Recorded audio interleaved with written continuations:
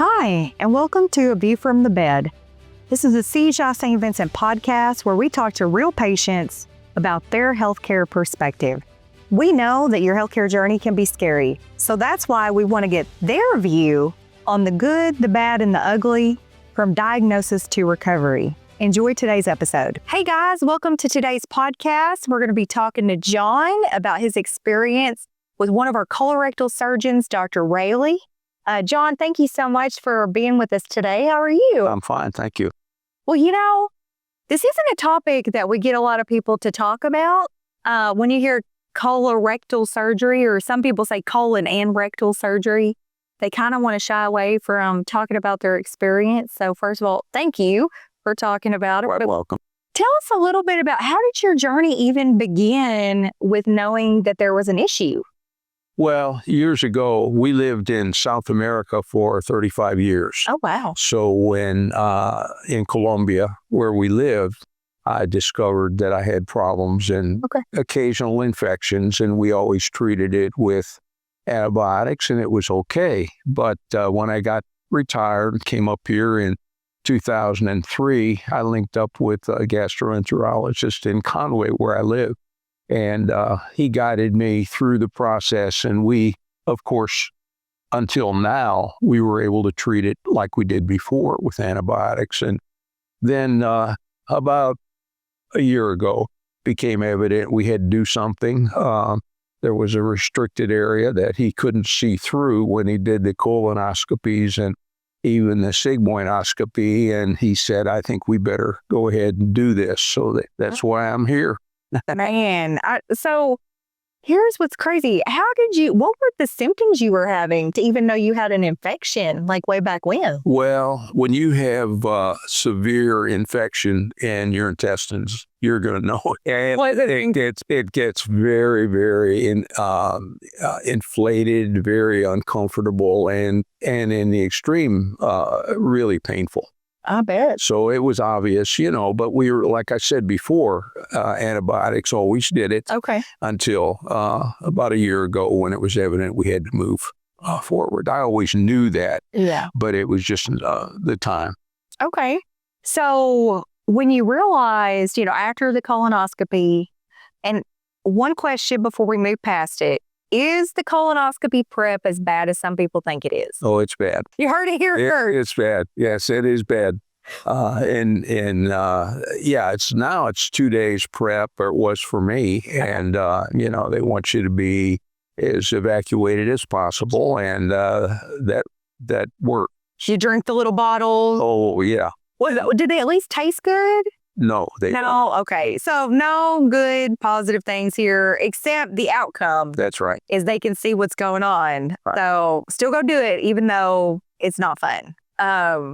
So you had the colonoscopy, and they come out and tell you they can't see, like you need another test? Yes. Well, in the sigmoid area is where the walls were restricted. Okay. And I had a lot of diverticula, I think it's the term. Okay. And there were diverticula inside of diverticula. It was a very congested area. Yeah. And it had compressed the sigmoid area to the point where Dr. Moix in Conway could not get through to see as well as he wanted to. So yeah, we finally just had to go ahead, and it didn't see any indications of anything like cancer. Okay. But, it was obviously going to have to be dealt with. Yeah, because you definitely don't want areas in your colon or intestines that's not passable. Right. Because that causes really bad problems. Right. Right. So had you been diagnosed with diverticulitis previously? Yes. Okay. Yeah, that goes back to years ago. Okay. Tell us a little bit about diverticulitis. Like, are there eating restrictions with diverticulitis, or? Well, doctors will tell you, to be careful what you eat. Okay. But beyond that, I just pretty much lived a normal life until it became evident that we had to deal with. Yeah. Because, some people you hear have diverticulitis and they say, oh, I can't eat things with like seeds because they could get stuck in these pockets, or, things like that, like restrict like popcorn or things like that. So that's good to know. Right. That's correct. Follow those things to hopefully not get to this point, but sometimes you can't help it. Right. So Dr. Moix referred you on. Had you heard anything about Dr. Raley before? No, but Dr. Moix said he's the best in Central Arkansas. Oh. Then I sent all my surgery patients to him. So when Dr. Moix said that was good enough for me. Well, good. Well, tell us a little bit about your interactions with Dr. Raley, like when you first met him and how that visit went. He's a very congenial physician, and I expected, I didn't know what to expect. Some surgeons are aloof. He's certainly not that. He's very, very personable, and I was pleasantly surprised. In fact, I had one surgery before that was outpatient with him, so I knew him. And then I came back for the interview that would actually set us up for the surgery where they removed or resectioned the colon. Okay. And he peeked his head in the door and he said, "You again?" That would say a lot about how Dr. Raley is. And our relationship, as I said before, I mentioned to you that he made me feel like I was his only patient. I'm sure he has many, many patients, but he has that ability to relate on a very personal basis. And because I'm an athlete, I'm 87 and I'm still in senior games cycling. I still race. So he took that on as a sort of a mantle, and all the way through the process, he referred to me as his superhero and that sort of thing. So it was fun. He's fun to relate to him. And of course, from the time we were in, even in his office to when we were in surgery, he was the same all the way through. All business at the same time, but he always has all the time you need. Yeah. And he'll take that. Even when I was in the hospital, he came every day and he always gave me all the time that I needed. So I can't say enough about it. Well, that's phenomenal because, sometimes when you're going through these types of procedures, especially when you hear something like a resection where they, remove part of the intestine or the colon, that's scary. Because you're like, oh my gosh, you're going to take out this part and then put me back together. And so having a personality that you feel very comfortable with and confident with can be a game changer. Right. From that. That's true. Yeah. So that's really good. And I know Dr. Raley really, really well. He's like that all the time, like 24/7. And so that is definitely not just his bedside personality. That is like his every side personality, which is phenomenal. But it's great. It's just he's a great, smart guy that really does care about his patient for sure. So talk to us a little bit about. Okay, so here you have to have a resection. So what was it like from really the surgical side of things? You come in, you have the surgery. Tell us a little bit about like what it was after the surgery, how it felt in recovery. Well, I actually did well. I think I was in the hospital 4 days. Okay. And, the treatment, I expected a lot more difficult recovery. But really, it was quite not totally easy, but at the same time, it went much better than I expected. And I think in large measure, that's because of the good work Dr. Raley did. Yeah. I don't mind saying that because I really appreciate, the relationship that we developed and how much the people, even on the 4th floor where I was, how much they related and cared. Yeah. And I was really pleased by that. And the recovery, I think, was a part of that. Yeah. So a lot of people, too, when they think colon resection, they think, I'll have to wear an ostomy bag, or there is a lag time for your bowels to wake up, which there can be. It's part of the process. So do you mind sharing, did you have to wear an ostomy bag at all, or was that part of your process? No, I was told it might be, but it turned out not to be necessary. Oh, okay. And everything just was fine. I had, of course, in the very beginning, you wait anxiously for the plumbing to start working. Sure. And then when it does, I'll just be a little bit graphic. It's not normal at all. Okay. It was very tarry, and that was normal. They said, Dr. Raley said that was normal as well. And the nurses confirmed that. So I was comfortable and trusting them. And in 3 or 4 days, then it became a little more normal. Okay. But it's taken until probably I'm 6 weeks out now, and just a little over 6 weeks. And it's taken this long, really, for the stool to get pretty much normal looking and in size and the kinds of things you would expect. So are you just put on, like when you go home, obviously you're on light duty. Mm-hmm. But, do you have any restrictions like on what you can eat or drink when you go home from something like this? Well, I had to be careful the first 2-3 weeks. Okay. Yes. Just eat softer foods and things like that. And they were very careful to indicate to me along the way what you can eat at certain times. Okay. Mashed potatoes the first few days, even in the hospital. It was very light the first meal. Okay. And then mashed potatoes the second day and a little bit more solid food. Okay. So, they just step you down to normal eating. Yeah. But I think that was about 2 weeks or so, and then I was pretty much on my own. But you're still going to be cautious. Oh, sure. I can imagine. Because what is the total healing time for this? Well, I still feel I'm 6 weeks out again, so I still feel some light pain. I've started to work out again and ride the bike about 3 weeks ago. Yeah. I still race and things like that. So I was getting back into my training program. And even with Dr. Raley, we had some fun times. He said, not quite yet, because he understood. It's very important to me, to get back on the bike and get back in the competition and all that. But like I say, I'm 6 weeks out, and I was restricted for 6 weeks to limit the lifting to 10 pounds. Okay. And, but I still feel a little bit of healing going on, and I'm sure that'll take a little while longer, but it's okay. Good. So now that you're back on your bike, like how far are you going on your bike? Oh, I ride, this morning, for example, I rode a training ride that's specific to what I'm trying to accomplish. Okay. And it was about an hour, anyway. About an hour? Like, how far do you go in an hour? 15 miles or so. It depends on the terrain. Oh, that's nothing. 15 miles. That's just halfway from Little Rock to Conway. Oh, I'll step it up.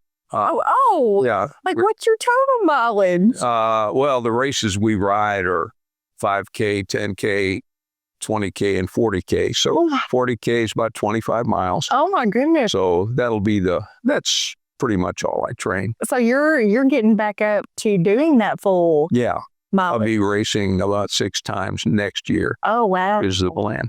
Man. So when is your first race? It'll be in April or so. It's not been decided yet, but April and June and July at the Nationals, and then hopefully here in Arkansas, and then Arizona, and then Utah. That's very exciting. Well, no wonder it was so important for you to go ahead and get this taken care of, and so you can get it out of the way. You still have time to train before your next race. Right. Well, that's why we planned it when we did. Okay, yeah. I saw Dr. Raley before the race that I did in September, and way back in May or so, and we planned the surgery after I qualified for the Nationals. Okay. And then he said, that'll be okay. If you have any problems, let me know. But otherwise, I'm going to turn you loose. Yeah. Get your qualifying done, and then we'll get it. We get in there and take care of you. That's exciting. What he did. That's super exciting. That way it didn't mess up your schedule too much. That's correct, yeah. Otherwise, I wouldn't have been able to ride in the Nationals next year, and that's real important. Well, yeah, especially when you're right there to qualify. Right.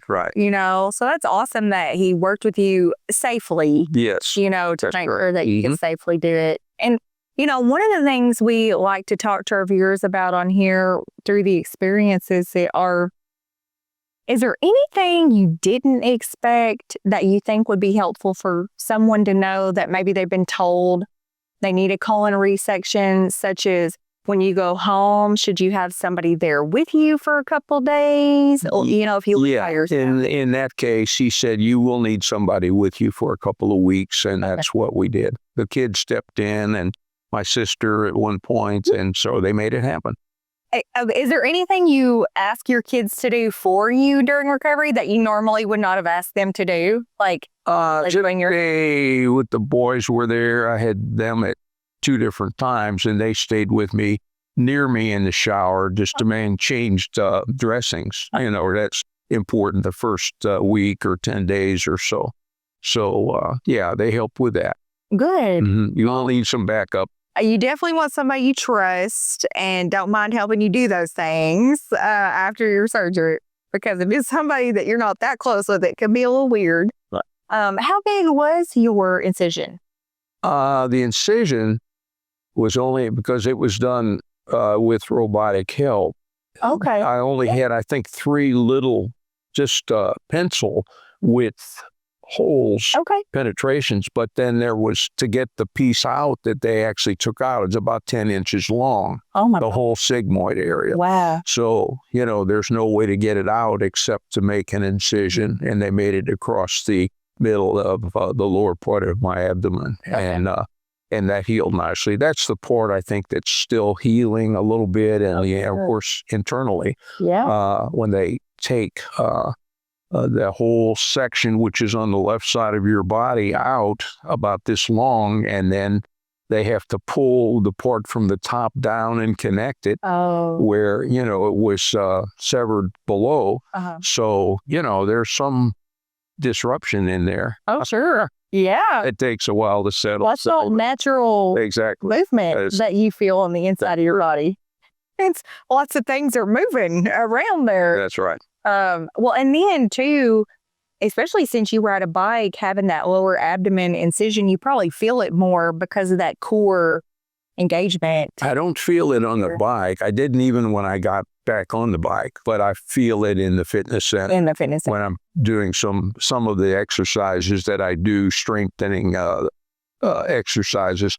I did one yesterday that I said, no, I can't quite do that one yet, for example. So you have to be ready to accommodate to those things and wait and be patient. Yeah. And it probably really helped because you're a very fit, active guy. Mm-hmm. And so that helps with the recovery process. And, on the podcast, we've talked to several folks who have lost lots of weight and have gotten into new healthy lifestyles. And I think it's just a testament to show that when you do those kinds of things earlier on, it helps with these kinds of surgeries because you're more fit for your body to kind of bounce back. That's correct. So that's correct. Yeah, that's helped a lot. Yeah. Is there anything, when you think about 10 pounds, I think a lot of doctors and nurses on the floor, our brains think 10 pounds is massive, but really, a whole gallon of milk is about 8 pounds. So a lot of times they're like, a milk is about all you can carry. So were there any modifications when you went home that you didn't think about just with the lifting part that you're like, man, I wish I would have thought about that ahead of time? No, the kids were good to step in and say, Dad, that's too much. So I was governed. I had a governor on me most of the time. Well, and our parents, I know my mom, God love her, she'll be like, I can do that. And I'm like, can you? I'm not sure right now. That's not probably a good idea. Yeah, you have to be careful. Yeah. That's amazing. Well, you look great. Thank you. 6 weeks out. And we know you're only going to keep going with it so you can get to your rides next year and to nationals. Right. Where's the national at? Des Moines, Iowa this time. Des Moines, Iowa. Is it at least during a warm month? Because does Iowa get cold? It gets cold, but that time it's probably their optimum time. Oh, good. Usually it's between June and August, depending on where we are around the country. They move it around different places. Oh. And I'm sure it'll be in probably the 80s or high, so it'll be great for racing. Yeah, that's a nice one. Right. Well, is there anything that I didn't get to ask you about that you would like our listeners and viewers to know about with just your experience and your recovery or the surgery? Anything I didn't get to ask you today? No, I just want to put another plug in for Dr. Raley. He's a special man. He sure is. It's a credit to St. Vincent. Well, thank you very much. And he really is. I mean, if you have any colon and rectal issues, any of our colorectal surgeons are amazing, but Dr. Raley has a very special personality, and he is so great at just making you feel like the only person in the room, but he really means it. When he's with you, you are the only person on his docket at that moment. That's true. But, well, hey, we are going to keep in touch with you to see how your races go. Okay. And how your recovery keeps going. But thank you so much for being on the podcast today with us. And guys, you heard it here from John. Colonoscopies aren't great, but they're important. And if you need anything done, see Dr. Raley, go to our website, check him out, watch his videos. And next month, we're going to be talking to a weight loss patient, ironically, since I brought up weight loss. We're going to be talking to one of our weight loss surgery patients about their journey and how it has helped them achieve their goal. So until next time, it's A View from the Bed. Thanks for joining us for today's episode of A View from the Bed, A Patient's Perspective. We hope that you found it helpful. We hope that it helped you make your healthcare decisions. We hope that it made you feel a little more comfortable with your own journey. And we hope that you'll join us next time.